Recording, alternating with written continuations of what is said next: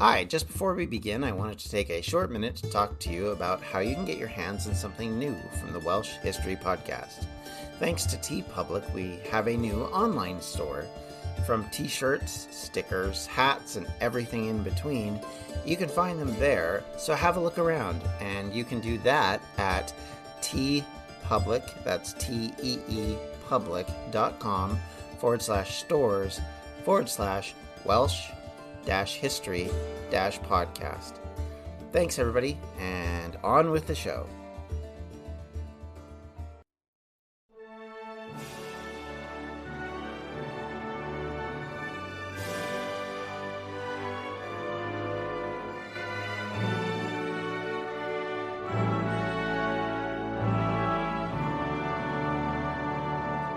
Welcome back to the Welsh History Podcast, episode 153, As the Kingmaker Turns. The defeat of Harlech Castle was a humiliation for Jasper Tudor and his Lancastrian allies. With it, King Edward IV now controlled Wales, and with that victory, Jasper's enemy, William Herbert, was given the title of Earl of Pembroke. On a side note, the title remains in that family. Currently, the 18th Earl of Pembroke is also William Herbert. This rise in preeminence of William likely continued to anger Jasper Tudor, but his rise was also angering one of the closest allies of King Edward, the Earl of Warwick, Richard Neville, who was incredibly unhappy to be slowly displaced by this upstart Welshman.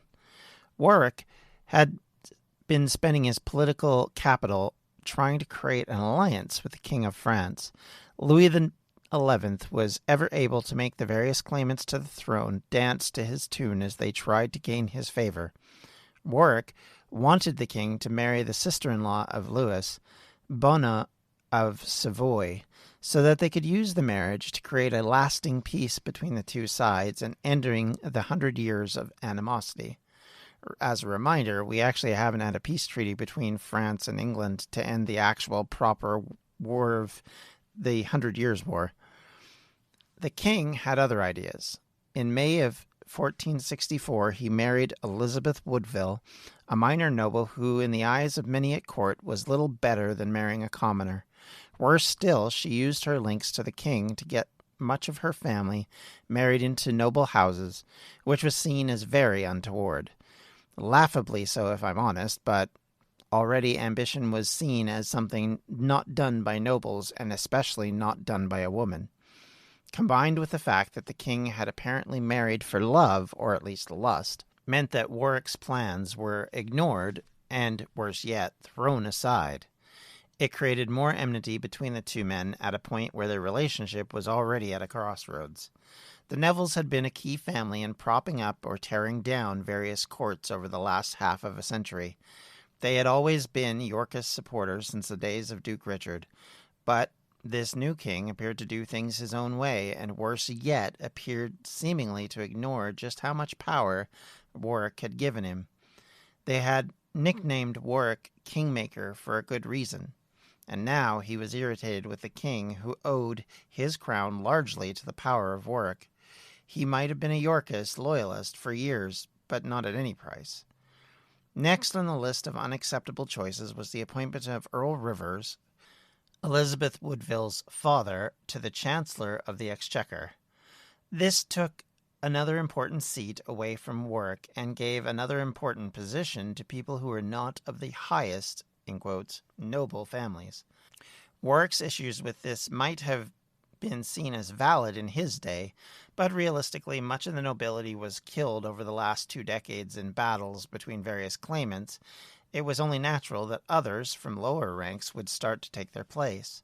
But the speed of the rise of Herbert and Woodville became intolerable to the older ranks.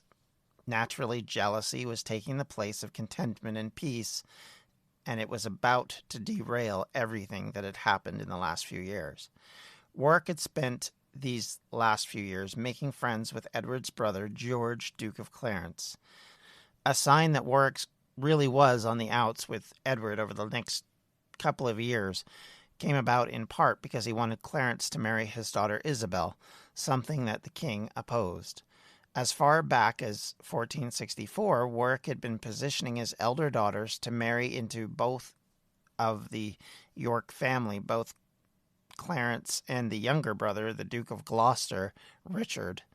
This became even more important as the Woodvilles continued to marry into every available noble family in the Yorkist side. Edward wanted Clarence to be married into the Burgundian faction, marrying the Duke's daughter Mary, building on their budding alliance. Edward had been working towards a key relationship with the Duke of Burgundy, likely to continue to press his English claims for the French throne, or at minimum to check the ambitions of Louis XI.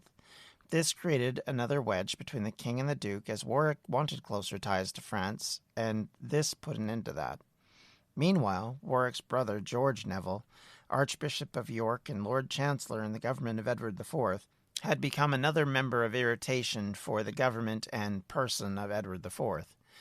He desired to marry his niece, the above Isabel, to the Duke of Clarence, and because of this became a sticking point to Edward, who eventually took away his right as Chancellor, giving it instead to another up-and-coming person by the name of Robert Stilton, the Bishop of Bath and Wells, a figure of notoriety who is said to have only visited his see once while bishop of that particular area. In July of 1468, Charles, Duke of Burgundy, married Edward's sister Margaret, a marriage to bring the allies closer together, but once again went against the wishes of Warwick. The relationship was now fully on the rocks. The Duke, Charles, had actually been interested in marrying another sister of Edward's, Anna, but that had been forestalled and then canceled due to a alliance marriage that was done previously.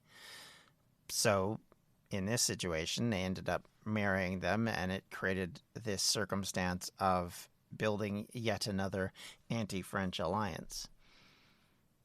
As part of this, Edward is said to have been planning the invasion of France in the autumn of 1468, only for it to fall apart, as his mainland ally, Charles, made peace with King Louis. In October, Burgundy and France were at peace, and Edward's hopes of being able to stake a claim to France, or at least take back more French territory, or one might argue Old English territory, had been foiled once more, and instead he blamed his preparations for war on a Lancastrian plot, so as to try and deceive the French, or at least justify what he was doing. Of course, Louis, being who he is, certainly didn't believe that. Warwick and Edward had finally reached the breaking point in 1469. At the center of that final straw was William Herbert. The Welshman claimed to have found documents being sent to Queen Margaret in France from Warwick. This happened a year after Jasper's last invasion attempt, and was said to be supported by traitors in court. Some of the nobility had been outed by confessions under torture, and the idea that the deposed king's family could make yet another comeback must have spooked Edward, as he was a ready listener to this contention. Herbert, of course, would love to have used this information against this person in last great resistance against his position, as, of course, he and Warwick had been enemies for quite some time at this stage. Likely both were looking for a way to rid themselves of their competitor. In the spring of 1469, a rebellion rose up in northern England, starting initially in Yorkshire.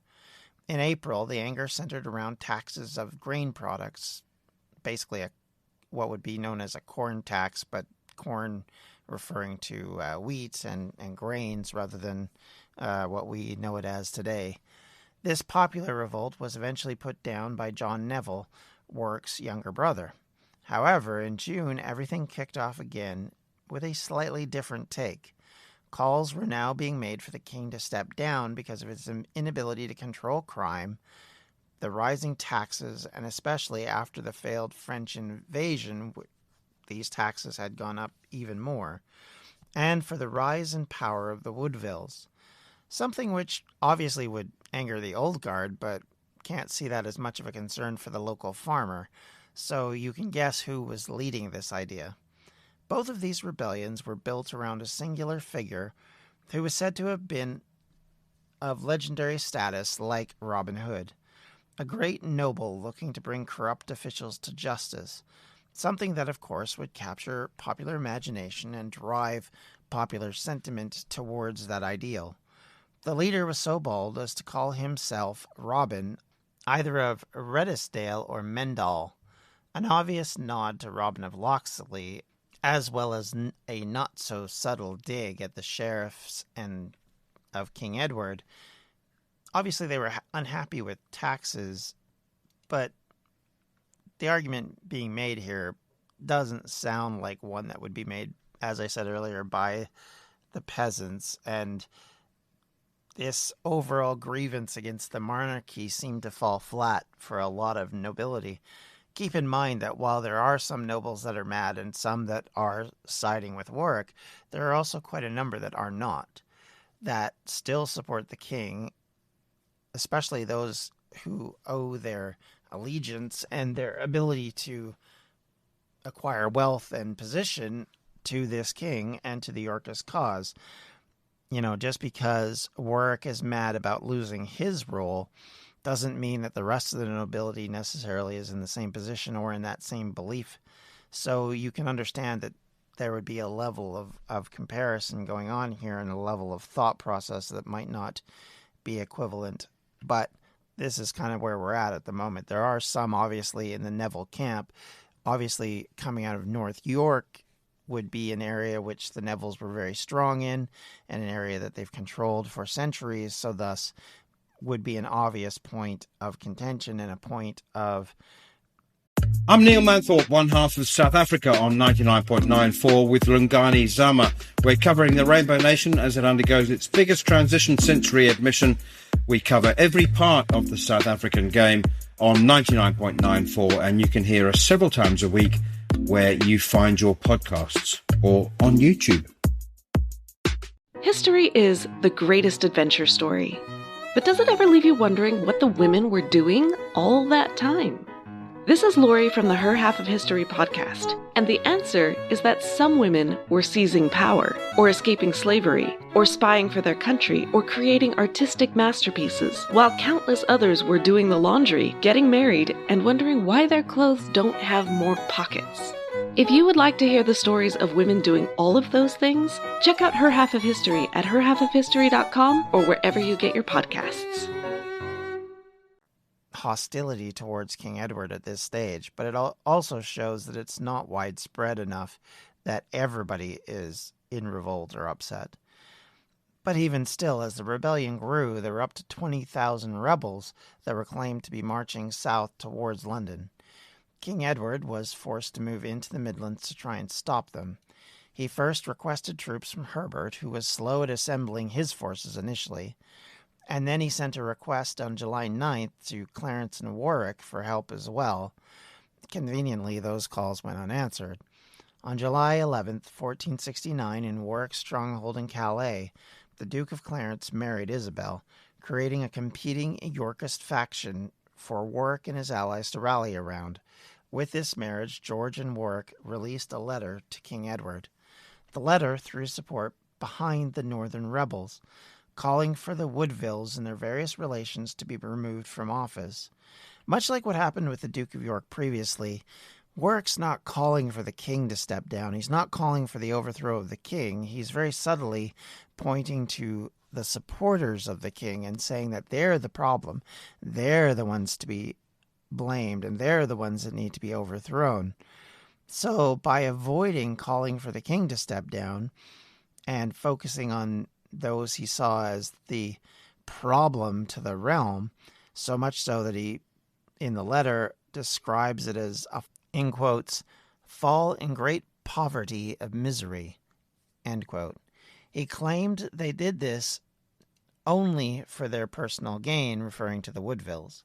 Of course, a 20th century viewpoint gives us a look that this is a noble who is unhappy on being on the outside of power and complaining that the new queen had too much influence, something that, of course, Queen Margaret would feel, as she was accused by the Warwicks and his supporters in a very similar vein.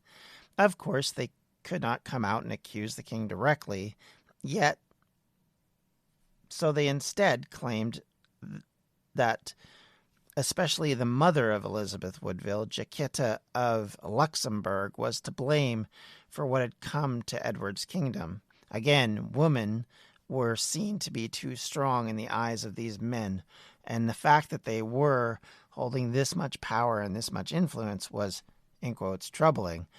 They accused them of having too much influence on political affairs, and Jacquetta, for her part, would be accused of being a witch, a great way to devalue her and what she stood for. Of course, we have no idea if any of this is based on even a remote sense of reality. We know that, or what little we do know, comes mostly from the other side, so you don't really know how much influence she had.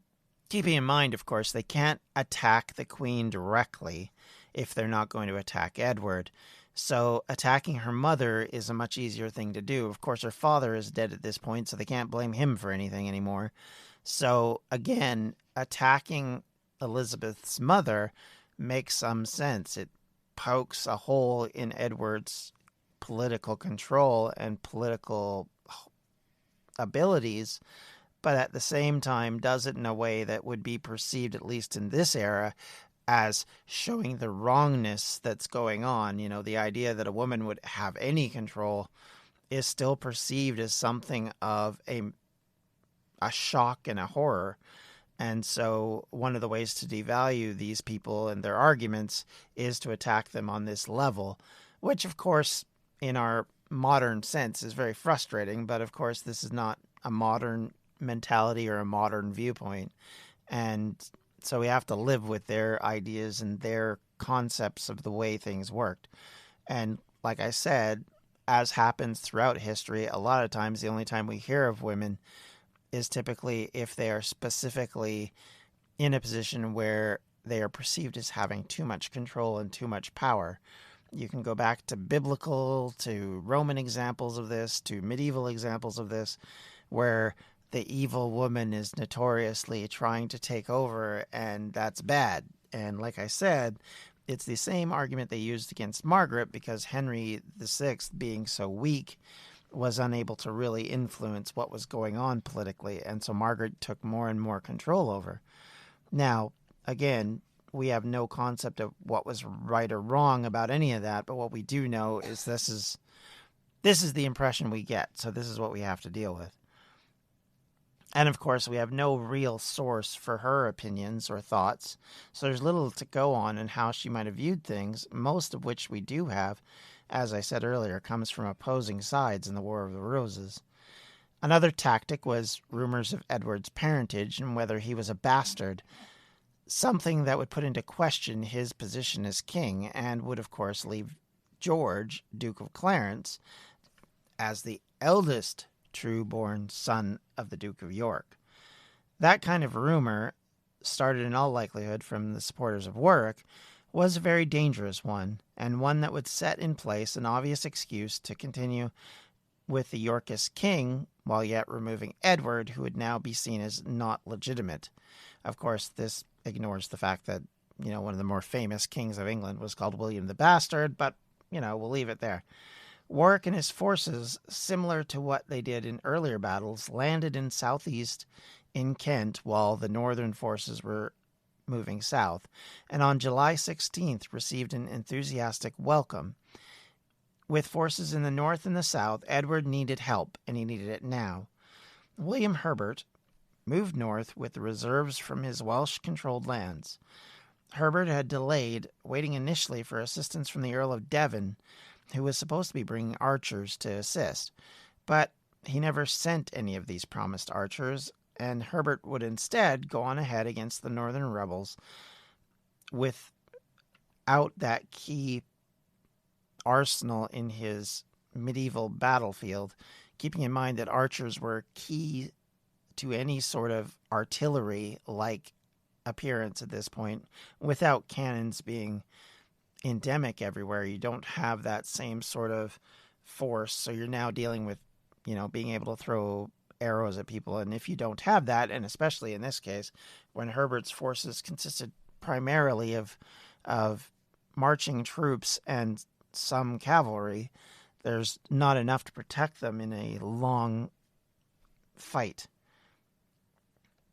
The rebel forces, along with reinforcements from Warwick's troops, caught Herbert at Banbury. The Welsh forces, lacking archers, would find that was a flaw that would prove fatal for the men of the Earl of Pembroke. Herbert and his forces were defeated in short order, and the king's man in Wales was captured by the Warwicks and taken to Northampton. In vengeance likely for the many perceived wrongs, Warwick executed Herbert and his brother, removing a strong ally to the king. Herbert's end marked a very similar situation to most of the higher nobility in the War of the Roses. Being captured or losing at the end of a battle could quickly be a death sentence. Warwick continued to cycle of revenge, hunting down and killing any of the Woodvilles he could find, including Elizabeth's father. The Kingmaker had cast his die and chose violence over negotiations. The Woodvilles paid the blood price for their ambition.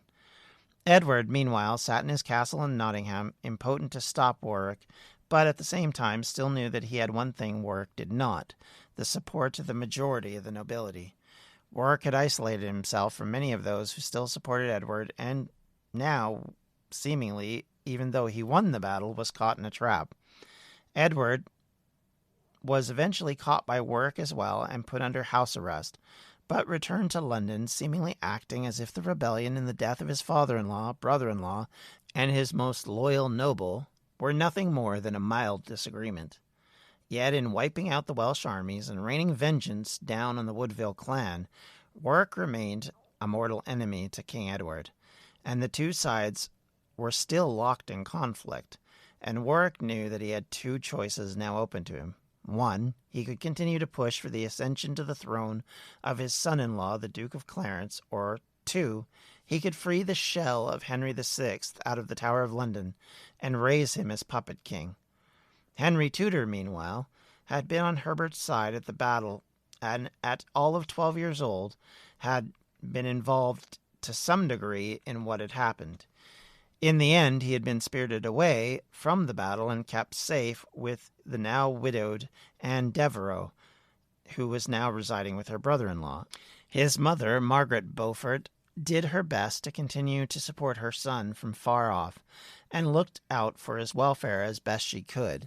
She had previously been sending money to him, trying to keep him safe, had actually intervened at one point and came to visit him. It seems very insane to think of, but in this period of time, as a ward to William Herbert, Henry would not have been in control or had a say in any of this matter, and his mother certainly wouldn't either. So she was doing the best she could. You can tell that she obviously loved her son a great deal, and as he was and would always be her only child, it was probably part of the reason why she was so close to him, but nonetheless, she continued to fight for him as best she could. The death of William Herbert was likely little mourned by Beaufort and her brother-in-law Jasper across the English Channel, so finding her son safe would have been of great importance to her and to him.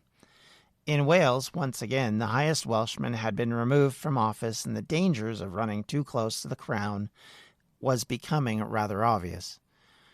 But nonetheless, as we'll continue to see, Welsh will still have influence on matters going on in the War of the Roses. Thank you, everybody, for listening. Thank you for your comments, questions, and general willingness to be involved in this podcast. If you have any questions, comments, or concerns, you can reach me at the Welsh History Podcast at gmail.com. or on Twitter at Welsh History Pod, or you can join us on Facebook at facebook.com/Welsh History Podcast. If you're interested in donating to my Patreon, I appreciate any support anybody gives me, and you can do that at patreon.com/Welsh History. Until next time, everybody, have a great day. Take care. Bye-bye. This has been a Distractions Media production, and for everything we do, check out distractionsmedia.com.